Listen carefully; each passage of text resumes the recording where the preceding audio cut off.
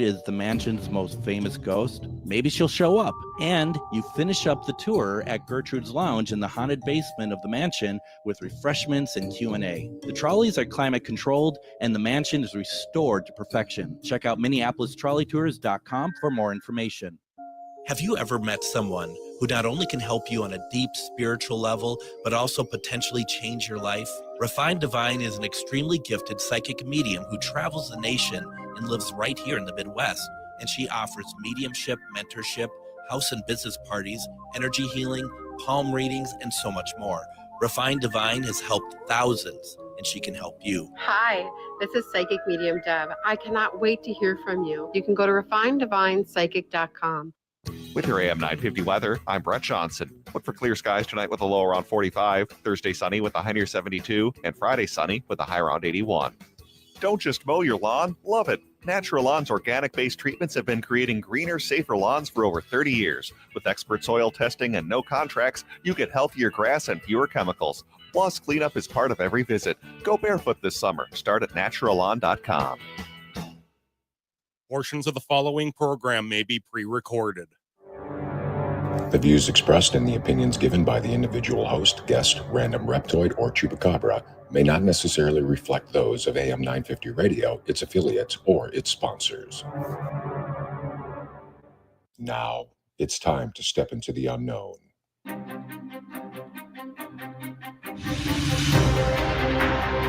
There are things people experience but never talk about. A shadow moving in the corner, flickering of the lights, a disembodied voice. We invite you to talk with us. Share your story, share your experience, because this isn't just your story. This is our story. This is GhostBox Radio with Greg Bakun.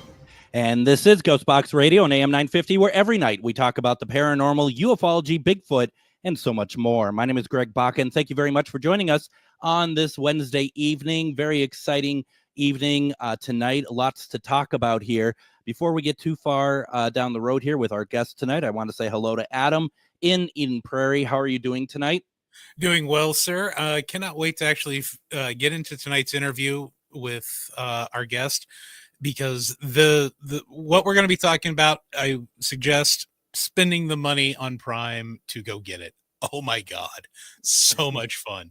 Tonight's show is going to be a blast. Yeah, it will be. It will be very good. I also want to just say I just got back from Ghost Stories and Beyond at Billy's. What a night. Oh my gosh. We'll talk more about this on Friday, because I think that on Casual Friday, because this is not quite the same vibe as what this program is going to be tonight. But my goodness, we had more than a packed house tonight. We had Andra Sakala, who is the line producer for the paranormal TV series from Haunt TV, Haunted Discoveries.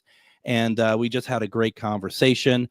And a lot of people got a real insight into the production of a haunted paranormal TV show. Very interesting. We're going somewhere different, though, tonight. We have with us Director Dean Alioto. And he just had a film come out called The Alien Perspective. And this is a very interesting film. I'm really excited to kind of get into it. I watched it last night, and which is episode 1, by the way. But it's fantastic, and we're going to talk a lot about it here. And Dean, welcome to GhostBox Radio. It's great to have you with me tonight. Great to be here, Greg. Thank you for inviting me. Oh my goodness, thank you. And I just want to make sure, because I got this through Amazon Prime last night, and I'm watching it, and it says episode 1. The other episodes haven't come out yet, or am I just that silly that I totally missed everything else about what you had out? First of all, I need to know, and this will affect the answer, what type of weed were you smoking last night? Because there's certain weeds that give the effect that there's 3 more episodes. There's only 1 episode. Doesn't it say episode 1 at the beginning? 1 more episode. There is 2 episodes. It's a 2-parter. You know what it is? It's Star Wars syndrome, I think, is what that is, where I just think that everything's 3 episodes. Everything's a trilogy. So, okay. All right. Well, you're partially right. Correct. It was actually 4 episodes. at one point. And then one of the episodes was so deep in the rabbit hole with experiencers, abductees, that it threw the balance off. And so there was more than enough meat with 1 and 2. So that was pulled out. And then there was also a very big, meaty, like a 30-minute segment on John Mack, Harvard professor, who just an amazing story. So that got pulled out. So it got reduced to this really tight 2-part episode. And so we split it up because the vibe is different from each show. And the first one is hosted by Professor Michio Kaku. Yep. And the second one is by Dr. Diana Pasulka. Okay. And I knew right away when I saw him at the beginning of the film, I thought, you're not playing around here. You got some really good names here, and one that I have to say that I was really happy to see. I mean, he was only in it, at least in this episode, very briefly, was Travis Walton, who he was on the show about a month and a half ago. Yeah, Travis is in the Big Time, in the Experiencers. Okay. Documentary. That's the name of the one that's about the Experiencers. His story is featured in a Big Time, so there'll be more. I can't wait. So can we start off by explaining for those who may have not seen this film what the Alien Perspective is about, please? Sure. So just backing up real briefly, because I'm sure other people have heard it before. I made a film. It turned out that it was a first found footage film called The McPherson Tape, about a family that gets abducted by extraterrestrials. And then I did a remake for UPN TV called Alien Abduction Incident Lake County in 1998. And then for the anniversary, I was invited to go to these UFO conventions because I have a bit of a kind of a cult fan base in both horror found footage, sci-fi, but also in the UFO community, because for the longest time, it was believed that my first film, in fact, the second one as well, the remake, that they were both actual footage of a family being abducted. So I had to go on national TV to debunk it. It's a whole other story. And so I went for the 25th anniversary to the International UFO Congress Convention and spoke there. And I had never been to a UFO convention before. And so it was all new to me. This is in 2018. And I got to meet, before he passed, Stanton Friedman and all of these people that I've been kind of as not an armchair expert, an armchair prosumer over the years tracking.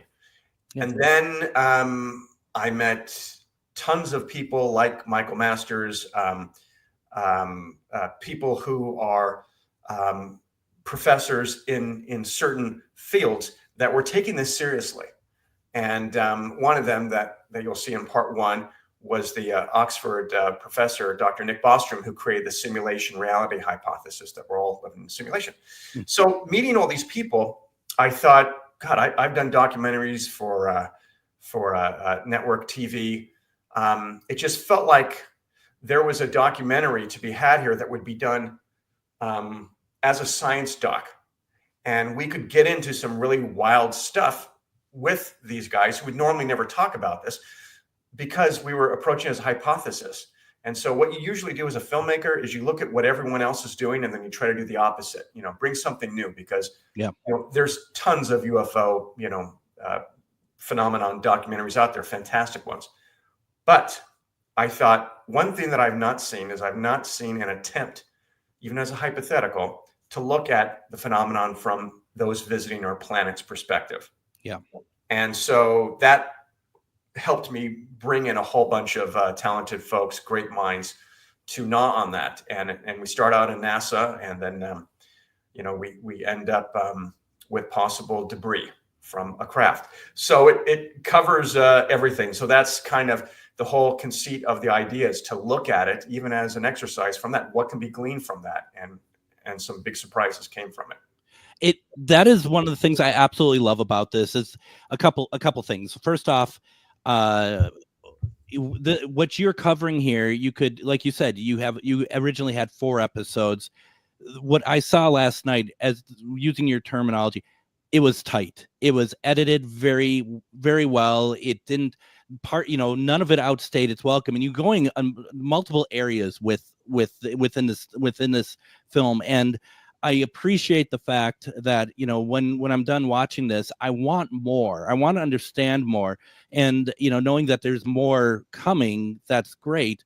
But I love the fact that you are able to just, and I know that's what you do as a filmmaker, being able to know what to take out and what to keep you on track, because I find a lot of things these days, a lot of documentaries that are covering this doesn't always know that, you know, and I think that has to be a really tough thing for you at the same time of like, but this is really good, but this is no longer fitting the direction of the film.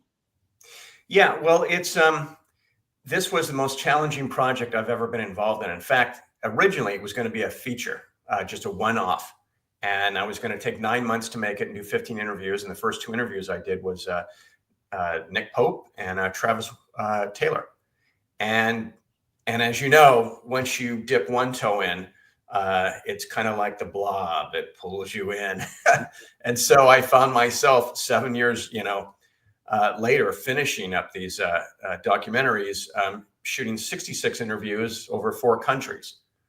And so it just became this epic thing. Then when it came to actually constructing and editing it, I had this original idea that I was going to try to get, someone to be an official host where we would follow them, like Robert Stack in the original, Unsolved Mysteries. Sure. And I had a conversation with Leslie Kane after I interviewed her, and was packing to leave all of her equipment and everything. And she kept, asking, are you going to do a host? You're not going to do that, right? And I said, well, I might do it because it could be an opportunity for maybe a celebrity. I know Dan Aykroyd is into this. Maybe, I don't know. And she says, okay, you're not going to, but if you don't do that, you're not going to do a narration. And I'm like, well, narration is used as a tool for documentaries a lot, but it doesn't have to be. And she goes, and you're not going to be in it, are you? And I said, well, I'm kind of a big part of this story because of my original, found footage UFO films, but yeah, I don't know. And so I started my first cut during COVID. And so I did exactly what what she thought I was going to do. I put in a little placeholder for host, and I edited the first 15 minutes of that. And I went, wow, that's kind of been done before. Let's try just a narration. And then I couldn't write that. It just didn't feel right. And then ultimately, I settled on this idea, and it took about 4 to 6 months of doing these pods where there'd be these sections where we would look into one aspect of what it could be. And that allowed me to drill it down really hard on certain areas of the phenomenon and possible explanations.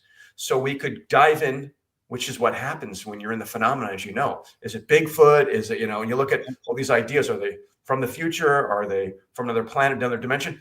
So we dive into it, we spend time on that, real quality time. And then we move on to the next one and give ourselves into that. So it is a whole new structure that I've never, been a part of before. And so far the results seem to be really good with reviews. And as a filmmaker, I would presume that doing something that's different for you and being able to tell the story differently has to be kind of freeing for you, right? I mean, it's a new construct for you and a different way of trying to tell the stories differently than you normally do it. Much more than what I've done before, which I also do independent films. Mm-hmm. So I'm used to being very linear. And what happens is it works great for fictional films, but with documentaries being very linear, you start to nod off because it's the same thing and you're following and it's going on and on. And so with some of them, and so it actually started to affect the way that I'm writing my independent films now. I'm going, oh, I don't have to actually do that. I can force the format, and I can break things up and do it nonlinear, and but still have it so that the audience can track. That's great. That is fantastic. Now, Maureen asked the question, because the film is called The Alien Perspective, and she asked the question, where can you view it or buy it? So you can see it on Amazon or Apple TV. I kind of prefer Apple TV, but both are just as good. Apple TV, the quality, I think, of their player might be a little bit better. That's just the filmmaker in me. But it's still solid and fine to watch it on Amazon and that those are the two places to get it. Now we're gonna head to break here in a couple minutes, but I want to ask you, for those who may not totally understand what you mean by when you have a history of like shooting like horror found footage. What does that mean? Sure. So when I graduated from college, dropped out of my second film school, I had to make my first film by the age of 25 because all of my idols, Spielberg, Lucas, Scorsese, all of them had made their films, Coppola, all before or by the age of 25. And so a competition of sorts with yourself, right? Yeah, well, it was delusions of grandeur. It was kind of like, if I'm going to be a filmmaker, be serious. And I knew I wanted to be it from 17. I remember 16 or 17, I remember seeing E.T. and coming home and telling my mother, I'm a filmmaker. That's it. That's what I'm doing. Because it combined the broken family. My family was divorced. I was the jacked up middle child who dreamed of aliens. And it was like celebrating that instead of having to be this tragedy. And so anyway, I just, pursued that. And it kind of, brought me to kind of where I am. I didn't really answer that question. No, the found footage. No, the found footage. Well, what it does is it basically, so when they don't have DSLR cameras back when I was starting out, so you couldn't just grab a camera that you shoot stills and go and make a movie. So we had VHS and 8mm video, and so it was a necessity. And I only had $6,500, so I hired this guy to do the ship and aliens for $750, and then we spent the rest on the film. And the film, it got a limited release before the warehouse, literally within weeks, burned to the ground. I lost my main master and all my artwork. Oh, no. Yeah, and I thought, well, that's a film god saying, yeah, nice try, kid, move on. And then like 5 years later, I get a call saying that, hey, your film was just shown at the International UFO Congress Convention, where a lieutenant colonel from the Air Force claimed it was authentic. Do you know anything about this? And so I found out that someone had edited off the credits. A couple screeners got out to some mom and pop video stores, and someone injected it into the UFO community. And so at first I thought, oh, that's hilarious. I can't believe that actually happened and people believe this. And then I had to go on national TV because it kept getting bigger and bigger, the story. And I went on this Fox show and I debunked my own film. So it was really something out of necessity. And what a found footage film is, for those who don't know, is it is footage that appears to have been shot by like a home video or a camera crew that was left behind unedited and is then recovered and presented as being this real kind of, home video, if you will. Mm-hmm, mm-hmm. That's cool. I love that. I love all that. Maureen, who had asked where to get the film from, she said when you mentioned where to get it from, she's like, fantastic. A good thing to add to my weekend view. So that's, folks, you're going to enjoy this quite a bit. And Nancy is just saying, love listening to people with a certain knowledge. That is not something you run into every day. So, it's very cool to hear that. Dean, why don't we do this? I'd like to take a break here. When we come back, I want to talk about a little bit more about your start with aliens. What intrigues you about that, and kind of build from there. Folks, if you have any questions, put into the comments. We can ask questions. I hope you don't mind questions tonight, Dean. I love questions. Fire away. Absolutely. Would love to hear from you all. Don't go anywhere. You're listening to GhostBox Radio on AM 950. Greg Bakun here. I love historic tours of Minneapolis and seeing everything it has to offer. But if you know me, I like to include a little spooky in my tours, which is why I found the perfect combination. Minneapolis Trolley Tours does this amazing candlelight ghost tour that you have to check out. It's an extremely immersive experience. It's a trolley trip that starts out at a haunted mansion, traveling around Minneapolis locations, exposing ghost stories that the public and business owners would rather left untold. then a tour of the aforementioned haunted mansion where ghosts of past residents from the 1800s reside, plus a lot of surprises to discover. Next, experience Gertrude's after hours. Did I mention Gertrude is the mansion's most famous ghost? Maybe she'll show up. And you finish up the tour at Gertrude's Lounge in the haunted basement of the mansion with refreshments and Q&A. The trolleys are climate controlled and the mansion is restored to perfection. Check out MinneapolisTrolleyTours.com for more information. Are you one of thousands of individuals who know you have psychic abilities but don't know how to tap into your higher self? Refined Divine is an extremely gifted psychic medium who offers classes that can help you reach your goals. Refined Divine holds classes Monday and Thursday at her 2 locations and via Zoom. Classes consist of manifestation, learning psychic abilities, shadow work, and healing trauma. Refined Divine has helped thousands, and she can help you. This is Psychic Medium Deb. You can go to refineddivinepsychic.com. It's that time of year again where the weather is getting nice and it's time to get out of the house for some family fun. Lilliput is the perfect place and is open for the season. Be the first to take on their newest escape room, The Bunker. It's intense, exciting, and totally unforgettable. Prefer spooky? Try the Haunted Mansion. When you're done escaping, hit the mini golf course, go-karts, and jump pads. Lilliput is perfect for parties and group events too. Visit lilliput.net for hours and start your spring adventures at Lilliput.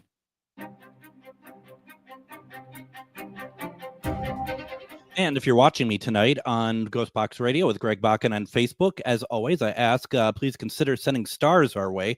It's been really helping. We've been seeing a difference in the algorithm of who's seeing our show. And that's how Facebook is able to kind of place us. So it's not just, a few people, but more people. And we really appreciate those who have sent stars. I would ask that you please do so if you're able to.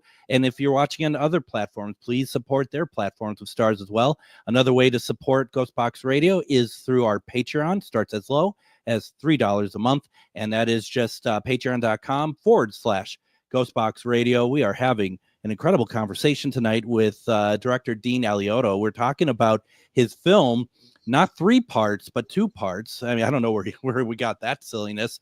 The Alien Perspective, which is really pretty fantastic. And I want to talk a little bit more about the found footage stuff, because are we seeing some of that in the film? No, none of it is fake footage. In the film, either the footage is shots that are like B-roll, if you will. Yeah. Anything that you see on the screen there, that's footage that has been captured by others, or yeah. And so that means that the debris, that part that's all authentic. I mean, that's incredible, folks. That is worth the film itself, let alone all of these. I mean, the film starts off with that, and right away it's just I was just so intrigued by it. Were you able? I mean, I'm not trying to give anything away, but I do want to ask: were you able to touch any of those yourself? I did. What? I mean, what did you feel any energy or anything from it? It was interesting because I was traveling with that material. In fact, Doug Trumbull, who we interview, who did the effects for Blade Runner, Close Encounters, and 2001: Space Odyssey, he almost cried when he touched it.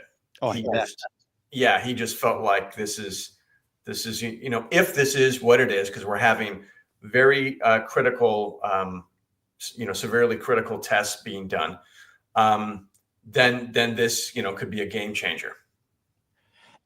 I could see for Doug that's his, like, William Shatner going into space moment, isn't it? Right. Yeah. That's a good analogy. Gosh, that's just, and I'm sorry, you look at that stuff and you're just like, it doesn't look like anything produced on this planet. It's amazing. Folks, once again, the film is called The Alien Perspective. It is available on Apple TV. It's available on Amazon. I watched it from Amazon myself, and it's beautifully shot. It really keeps the story going. How far back does UFO interest go for you? I always like to say it goes back as far as the divorce. that my parents, Oh, sure. that we all went through.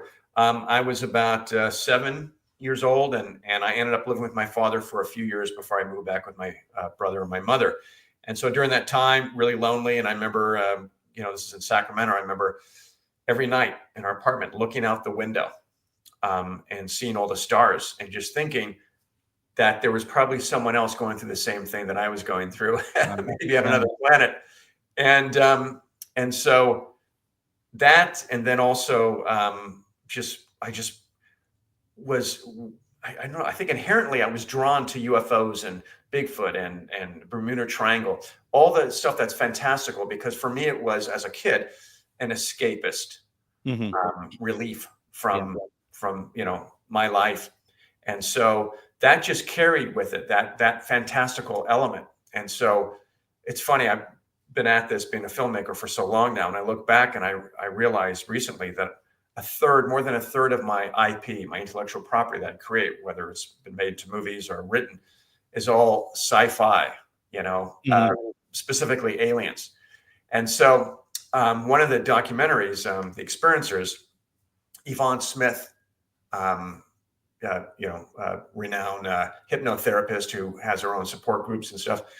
I asked her one day, because I said, I've never seen a UFO. And I'm not an experiencer that I'm aware of.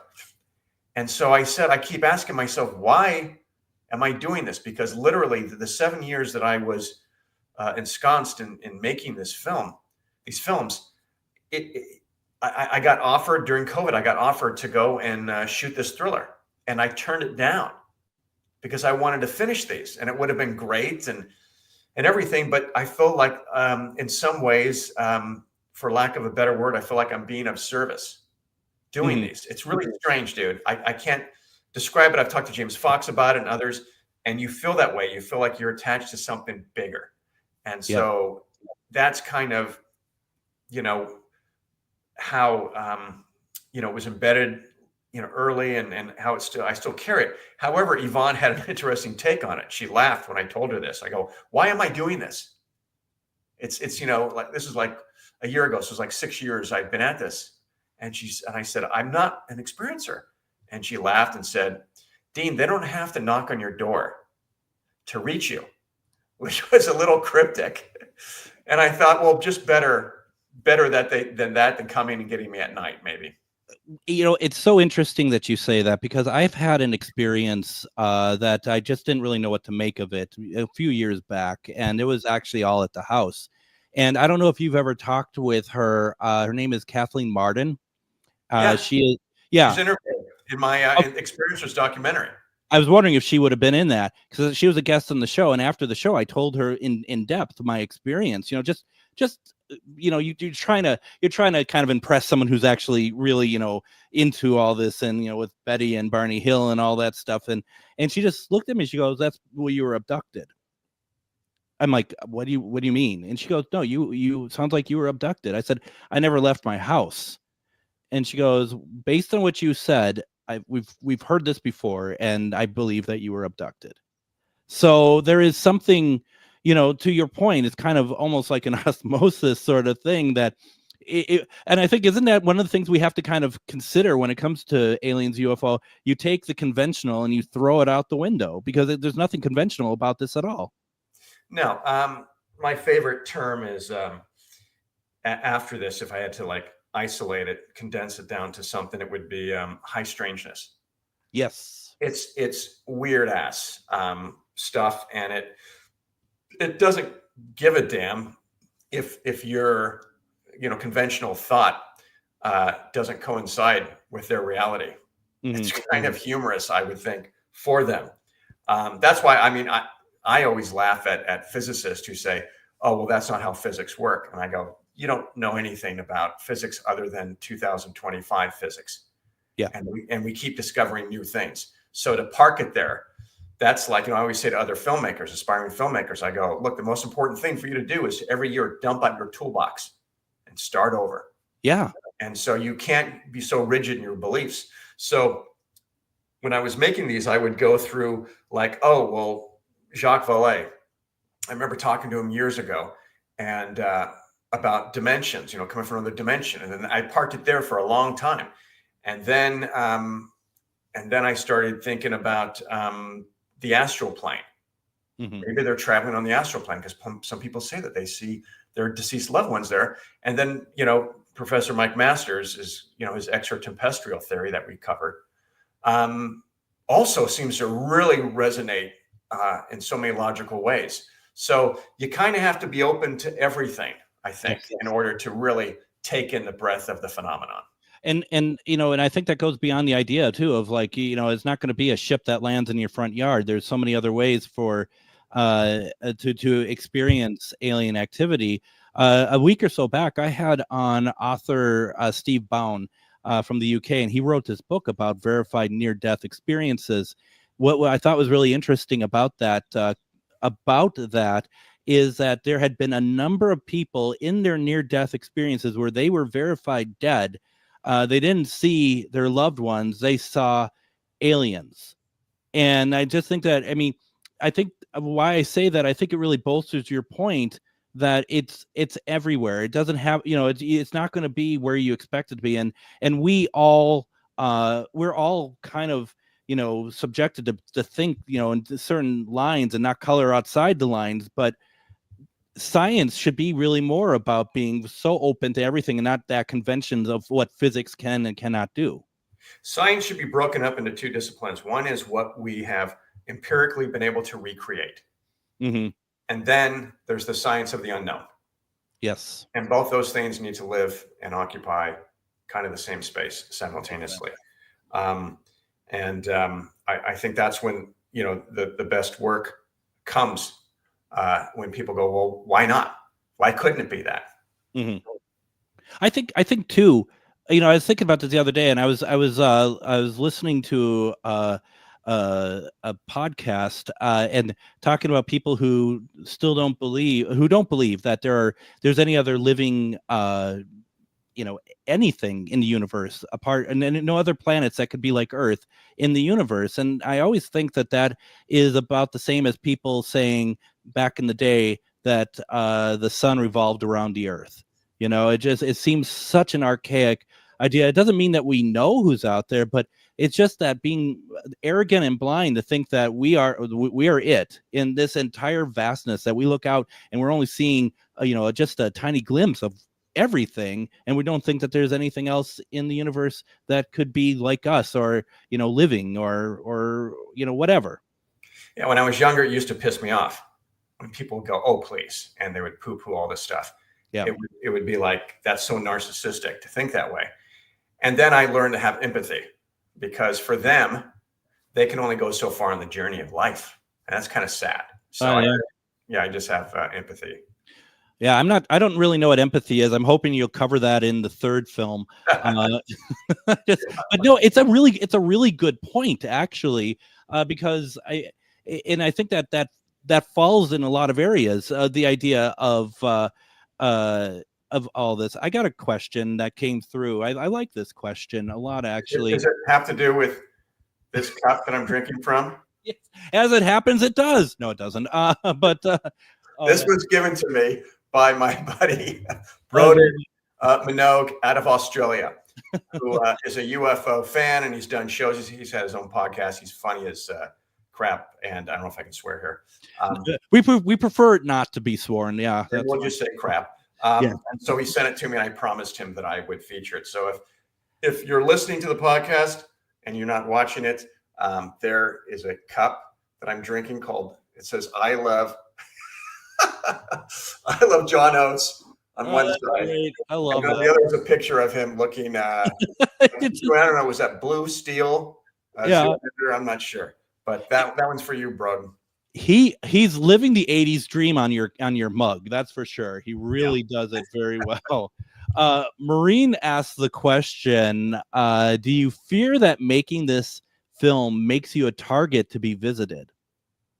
Oh, crap. You haven't thought about that, have you? Now you might want to start thinking. No, I'm just kidding.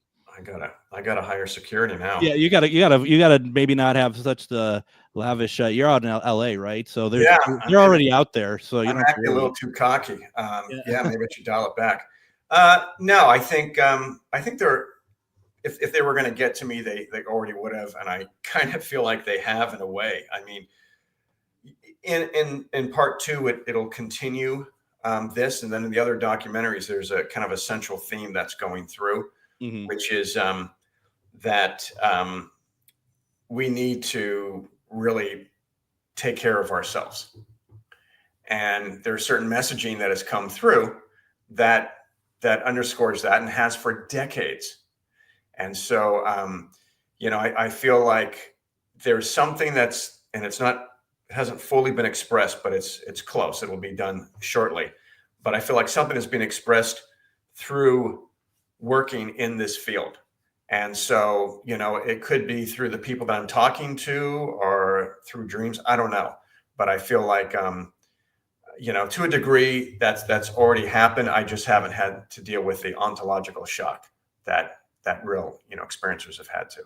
Do you ever, I mean, as a filmmaker, I mean, you're obviously probably looking for these type of subjects that is different than what other people are making. So, my original question was going to be along the lines of doing, films about UFO and aliens. Do you feel like you'll be, continue to be taken as seriously? But I mean, in the world that we live in, we want to do stuff that's going to stand out and make people ask questions, I suppose, right?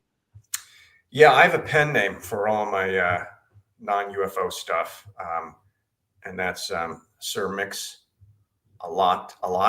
And no, it is funny because I post on Facebook, and I went to a high school reunion, and more than one person said, "Oh, you're doing that UFO thing," and I thought, wow, I've done Westerns, I've done documentaries.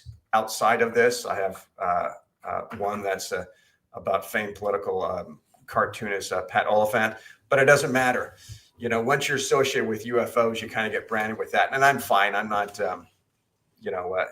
insecure about that. It's funny because more people than not, will comment and go, "Wow, that's amazing. I had my own experience." Yep. So I don't worry about that really, because. Also, what I'm doing is, these, I let people know these are science docs. These aren't UFO phenomenon docs per se. This is looking at it in a way that is trying to understand it. I'm not coming out and saying, this is happening, the reptilians are coming, this or that. I'm presenting the evidence as we know so far and taking ideas that we've put in other areas and applying them to this.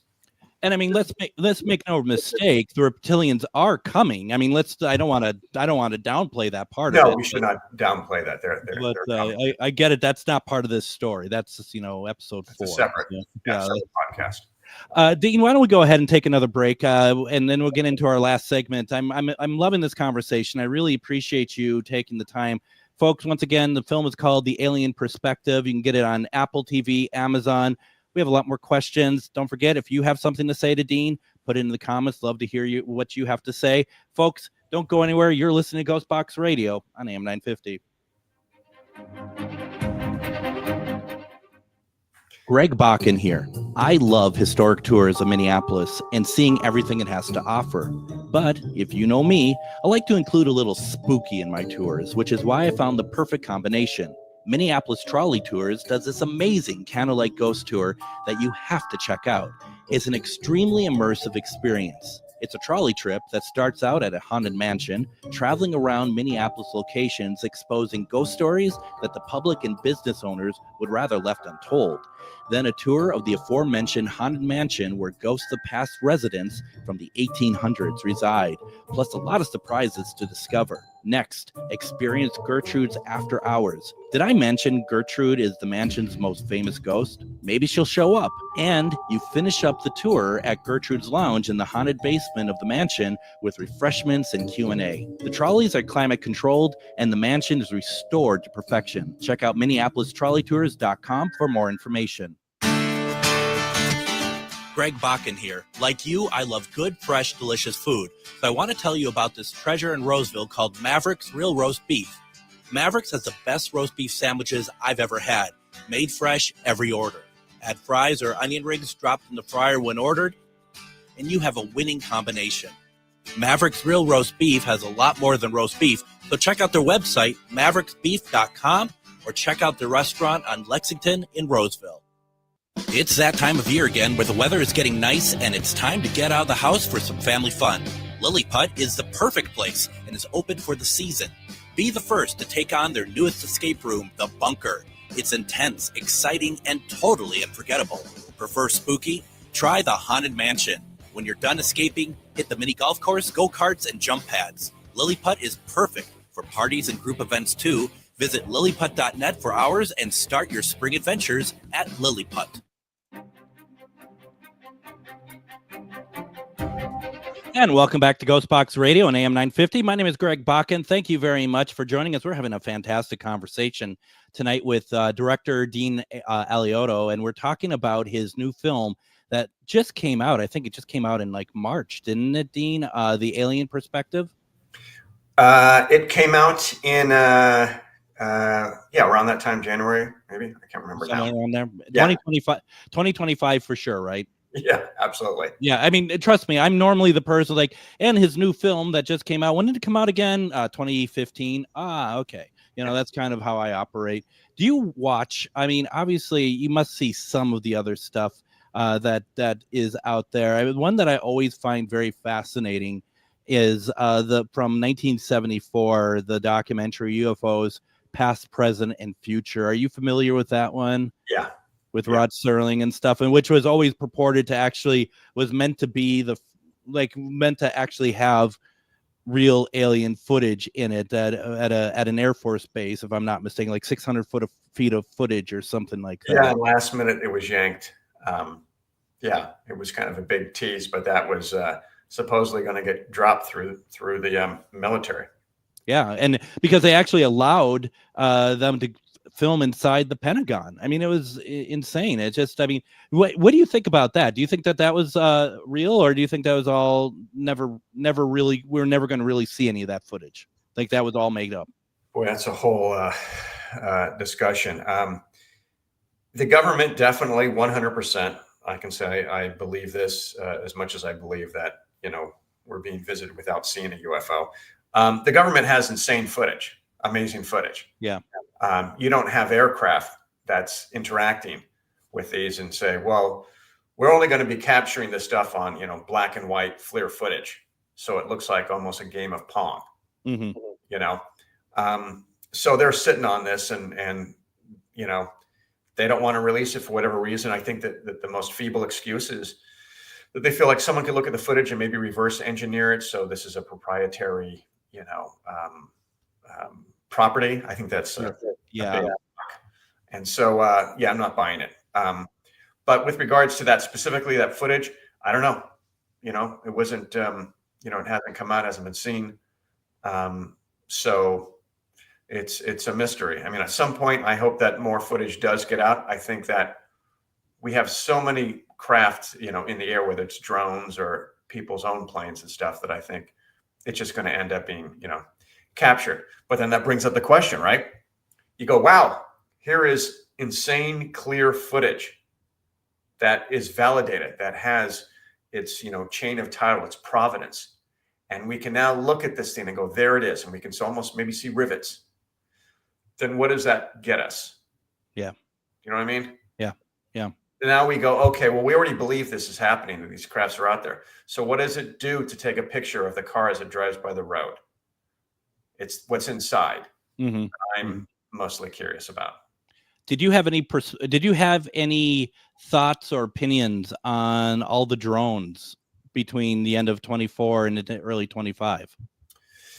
Yeah, it's weird. I can say that. I had my own experience with that in November. We were looking out on our deck, and we're in Los Angeles here, and we saw 7 drones. And you can actually see this footage. I posted it on TikTok. It's under my name, or it's under Captured Pictures, which is the name of my company, official. But it was 7 drones, and they were flying around. And I use drones all the time when I'm filming, but I only use 1 drone at a time. Mm-hmm. I don't have 2 or 4 or 7. So I videotaped it and then kind of sat on it. And then, maybe 2 or 3 weeks later, here comes the big, scuttlebutt of drones in Jersey. And so I went back and I looked at the footage and I went, all right, what's going on here? So none of them that I was able to see, change shape, but some of them got really bright. So it's kind of hard to say. I mean, I didn't have the best camera, but you can see it. You can see these things going, and it's red, blue, and green, and then all of a sudden it flares up, becomes this ball of light, and then goes away. But anyway, I don't know. It's weird, and it's more weird the response we got from the government, which was complete BS.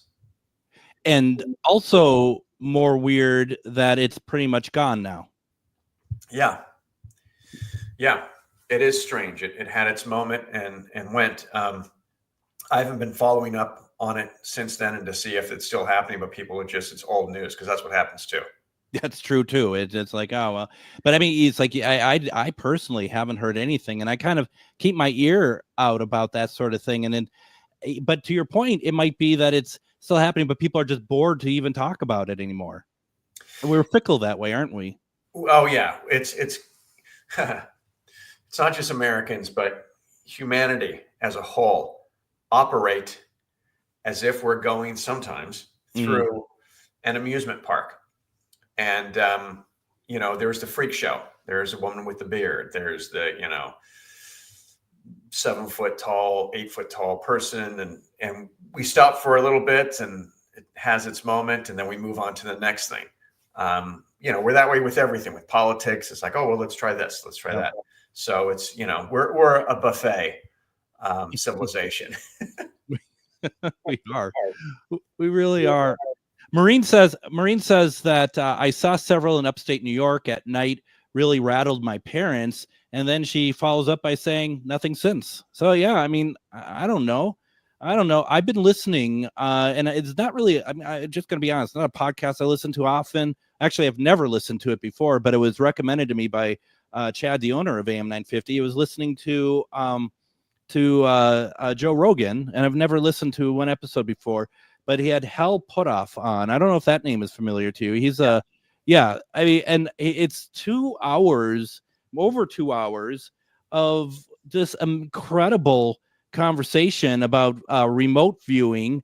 And then he gets into UAPs and aliens and some of the stuff that he had talked about. And it's just, it really is an eye opener of like when you had, and the reason I'm bringing it up, because you had said earlier, like, is, what the government footage has probably crazy.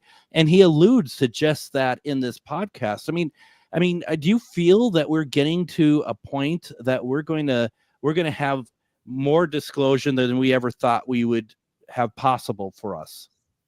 Well, I think we're at kind of a plateau in the sense that the next thing, logically, that would be the next level, right? Mm-hmm. And I make this joke all the time, would be an alien tailpipe, that they would drop that on the congressional hearing desk. Shy of that, we're just looking at more pictures and footage, right? Yeah. There's testimony, but we're not seeing any of it, whether it's, aliens, live, dead, whatever. And so I don't know what that disclosure is going to be. I mean, we got a major disclosure in December, 2017, where the government said, yes, this is it. And we have, we've come so far. And I sometimes I say to people, hey, enjoy the meal that you've just been served, because there was, slim rationings beforehand. But next level, I don't know. I mean, I'm going to be at Contact in the Desert, and I'm showing part 2. That'll be the world premiere, and that'll be the last weekend of May this month. And it's a great venue. And so I'm on a panel with a bunch of great folks, and we're going to be talking about disclosure and what we think, that would be and what that would look like. And I cover that in part 2 as well. What I think that would be and what could happen, but what most likely won't happen. Right. When are we going to see part 2? It is, we're waiting to get our official date, but it looks like it's going to be the first or second week of June. Oh, wow. But once I have that date, I'll be dropping the trailer. And so you'll see it out there. I love that. And then do you have any thoughts of when we might see the Experiencer film? Well, each of my films have animation being done. Mm-hmm, yeah. And it's not 3D AI animation. It is hand-drawn 2D animation, old school. Yeah. And Arvid Steen did the first one, and we have other great artists who are coming in. Arvid did the Academy Award-winning film Searching for Sugarman. Mm-hmm. And so that animation is being done as we speak. And so that'll probably come out either end of summer or end of the year. It kind of reminded me a little bit of, which I loved, and I hope you find this as a compliment, when Cosmos came back and Seth MacFarlane's people did some animation, very stylized. I just thought that was really good, and that's kind of where it took me when I saw some of that. So. Oh, cool. Yeah. You know what I'm talking about? The thing is, like, we cover the Tic Tac story, and people go, "Oh, I've heard the Tic Tac story," and it's like, yeah, but you haven't seen it. Right.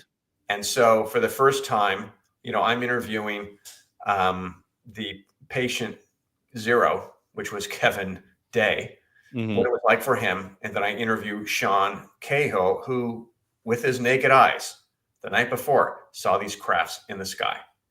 And then we see the actual interaction between Dave Fravor and this craft. And we're able to get the camera, because it's animation, in places that you wouldn't normally see. So we're in the cockpit with Dave Fravor, but because it's alien perspective, we're also looking at him from the Tic Tac's perspective and what that was like. And so that has been, I've gotten tons of reaction, positive reaction. It's one of the highlights in the episode, or in the movie, for that, because people for the first time can actually conceptualize it and go, oh, now I see it. Yes. Yes. I love that. That is fantastic. I mean, you're doing something that I've not seen anyone else do before. You have to feel pretty good about that. I mean, because that has to be so hard in this field to kind of do something that's just sticking out, that is like, hi, I'm different. And that's so hard, I feel like. Yeah, well, I'm the first audience, right? Anytime a filmmaker makes a movie, they're making it for themselves. And for me, I'm a little dyslexic. I'm a super visual person. And so to read something or look at the data doesn't always solidify it for me. And so if I can recreate it and see it, then, like we do the Rendlesham Forest event. Mm-hmm. And so rather than try to get some actor who kind of looks like Jim, Peniston did when he was 24, that might not work out so well, but I can draw him to exactly what he looked like. We can have that done. And so we're able to be in the forest with Jim as he's talking about it, through the animation. You brought up Stanton Friedman at the beginning, and it just makes me wish that as I knew him a little bit, and would have been great to hear his ideas on the alien perspective. What an incredible person. Oh, he was on my list to interview, and unfortunately he passed away, but he did it in the best way. He was traveling, it was at an airport, terminal. I mean, there's worse ways to go, but he was doing what he loves, which is, getting out there and talking about the phenomenon. And, but no, he was definitely on my list of interviews to get.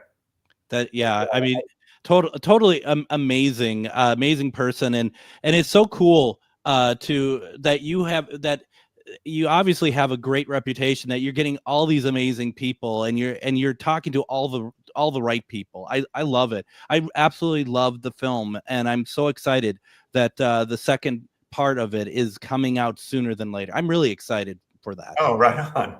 Thank you, Greg. I appreciate that. And because we're running out of time here, we have about a minute and a half left. I hope you consider coming back whenever you get the Experiencer film out there. I'd love to talk about that. I don't want to take up a ton of your time, but I just, that is going to be really interesting. And there's a lot of different ways that people can experience aliens. So I can't wait to see where you take that. Well, if you get a chance to come out to Contact in the Desert, I'm actually going to show a sneak peek trailer of the Experiencers as well. And where is that going to be? That is in Indian Wells. Yeah, I think it's yeah.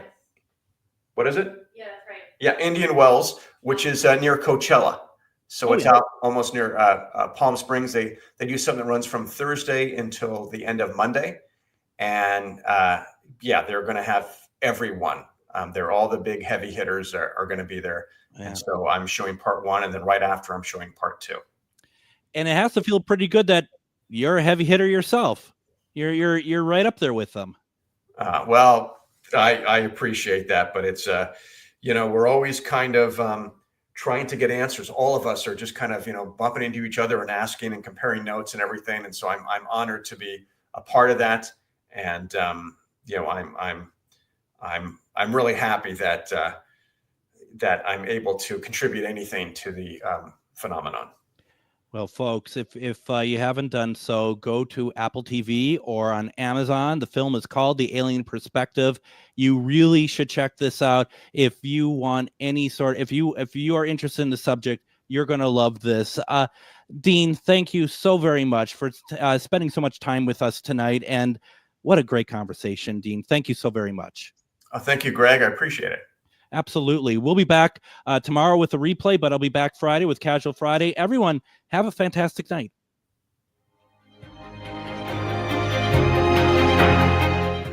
Come on, you know it's true.